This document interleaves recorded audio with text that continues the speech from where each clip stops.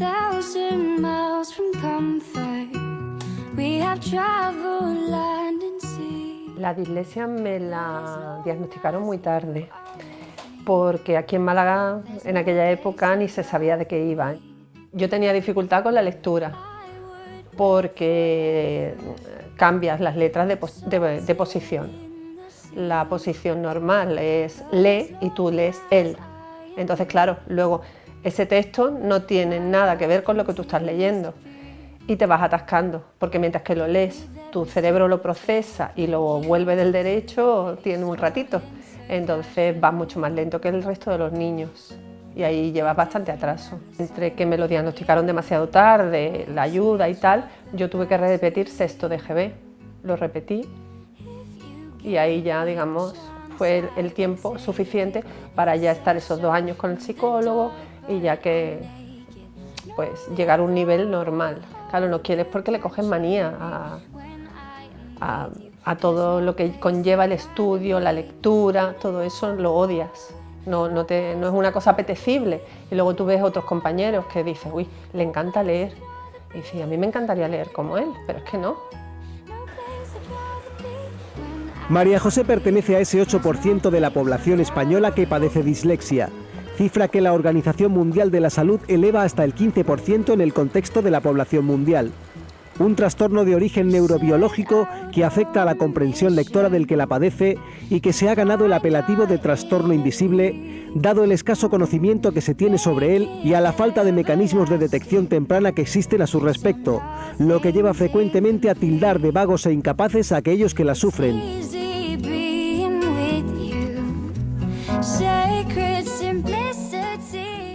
La dislexia, definiéndolo sencillamente, es un trastorno en el aprendizaje del código lectoescrito.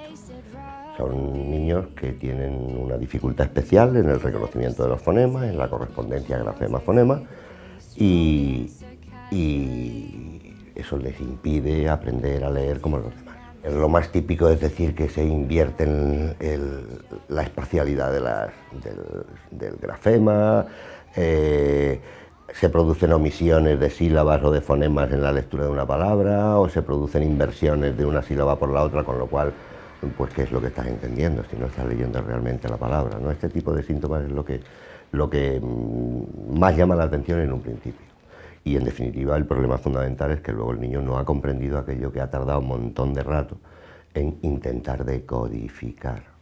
El sonido es la parte tonta del sistema, es un problema probablemente relativo a la representación o a la secuenciación de ese sonido. Hay diferentes pruebas, ¿no?, que nos dicen que hay algunos niños que tienen problemas que tienen que ver más con la representación que con la secuenciación. Pero esto no afecta en absoluto a la inteligencia como comprensión. El disléxico comprende perfectamente cuando la información entra por su canal auditivo. Le cuesta trabajo comprender cuando la información entra por un canal visual donde hay que convertir letras en sonido. Es un problema hereditario y ya durante el desarrollo fonológico del primer año de vida se pueden observar diferencias entre los niños que están en riesgo de padecer dislexia y los niños que no están en riesgo de padecer dislexia.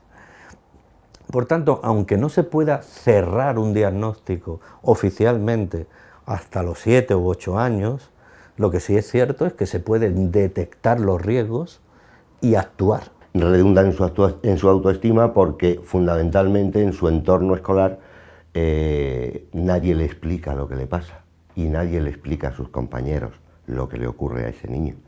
En tanto que nadie del entorno conoce el asunto, es normal que se metan con él, que sean objeto de bullying, que sean calificados como tontos, como desordenados, como el distraído, etcétera, etcétera. Claro que redunda en contra de la autoestima del niño, muy fundamentalmente. Eso es lo que le acaba marcando, porque un niño que empieza a tener dificultades en primero con 6 añitos, cuando llega a cuarto, ha pasado ya 4 años de su vida, día tras día machacado con mensajes que además no entiende porque él no sabe tampoco qué es lo que le pasa.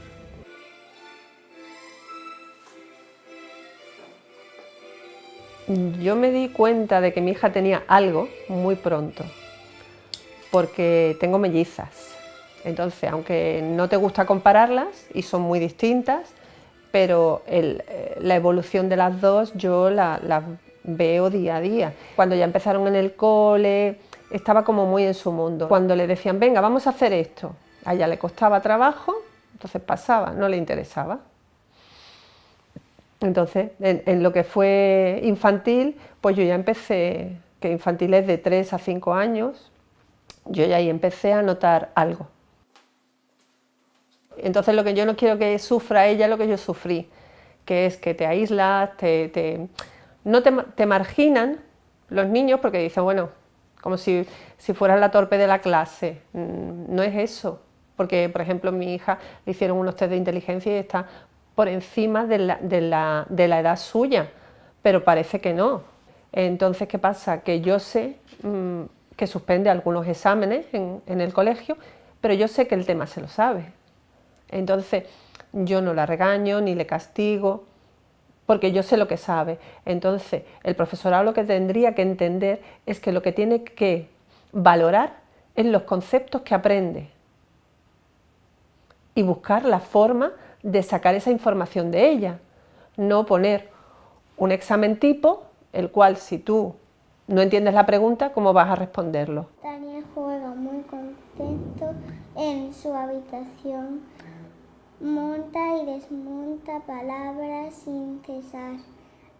Con el objetivo de prevenir las dificultades de aprendizaje de la lectura, el año pasado un grupo de logopedas, maestros y maestras de 40 colegios de la provincia de Málaga, en colaboración con el Departamento de Psicología Evolutiva de la Universidad de Málaga, comenzó a desarrollar el proyecto LeEduca, un innovador plan que vendría a erigirse en el instrumento de detección temprana de la dislexia que tanta falta hace a día de hoy. A ver, otra historia. Vamos a sacar, por ejemplo, este. Sergio. ¿Quién es este niño? En este momento, más de 1000 niños de 4 años y 1000 niños de 5 años están siendo evaluados por el personal del proyecto LeEduca, en la que lo que pretendemos es que los datos que se consiguen a través de la plataforma sean estudiados, analizados con nuevas técnicas que se llaman Big Data o de aprendizaje profundo, etcétera, y que nos van a permitir predecir con bastante, creemos, con bastante, adelantándonos bastante en los problemas de lectura. Queremos también, hemos pedido proyectos para unir a estas medidas de predicción lo que son técnicas de neuroimagen. Son todavía más frecuentes los casos que llegan para diagnóstico a un especialista a sospecha de la familia que porque se lo hayan indicado en el colegio.